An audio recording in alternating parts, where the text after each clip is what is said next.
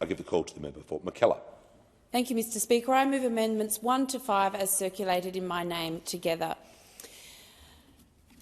I would also like to thank the Minister for Climate and Energy for his very constructive engagement and communication about this bill. My first amendment aims to introduce integrity into the selection process for major appointments to climate-related Commonwealth bodies. Earlier this month, I introduced a private member's bill called Transparent and Quality Public Appointments Bill 2023, my Ending Jobs for Mates bill. That bill is currently before the House and is about restoring integrity and trust in politics.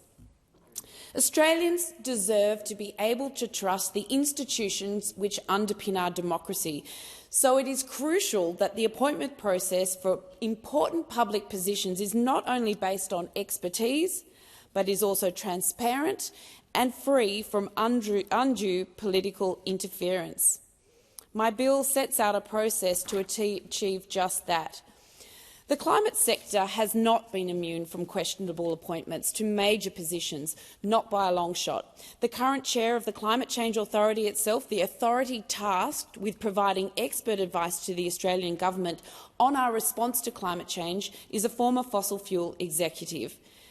How can such an appointment not inherently bias the advice of that authority?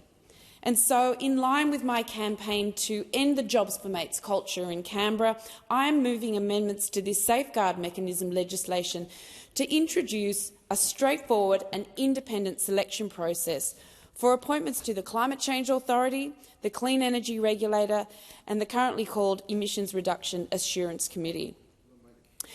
We must be able to trust the decisions and the advice flowing from these critical bodies on this most critical of issues at this most critical of times.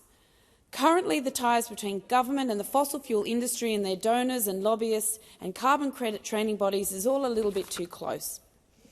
The process I am proposing is simple and it will be familiar to all Australians who have ever applied for a job.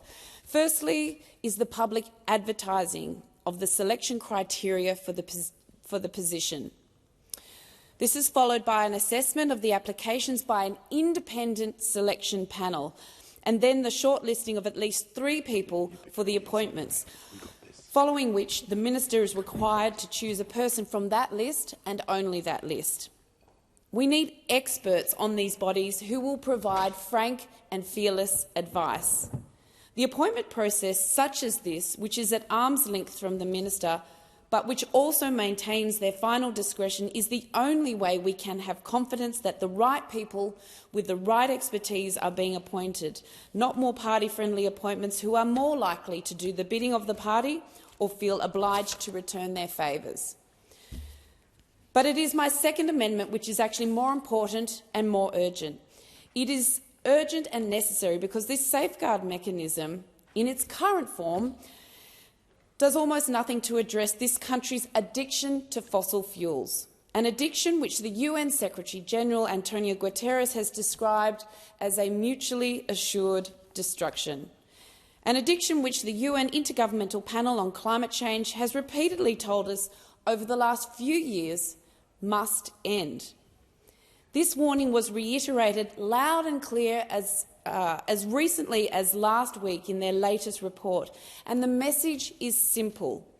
There must be no new oil, gas or coal projects or expansions if we are to leave a planet that is livable for future generations. The UN agrees, the International Agency agrees, Energy Agency agrees, and even the Pope agrees. It is clear what needs to be done. However, in the last 12 months, there are more than 100 new coal and gas projects in the approvals pipeline.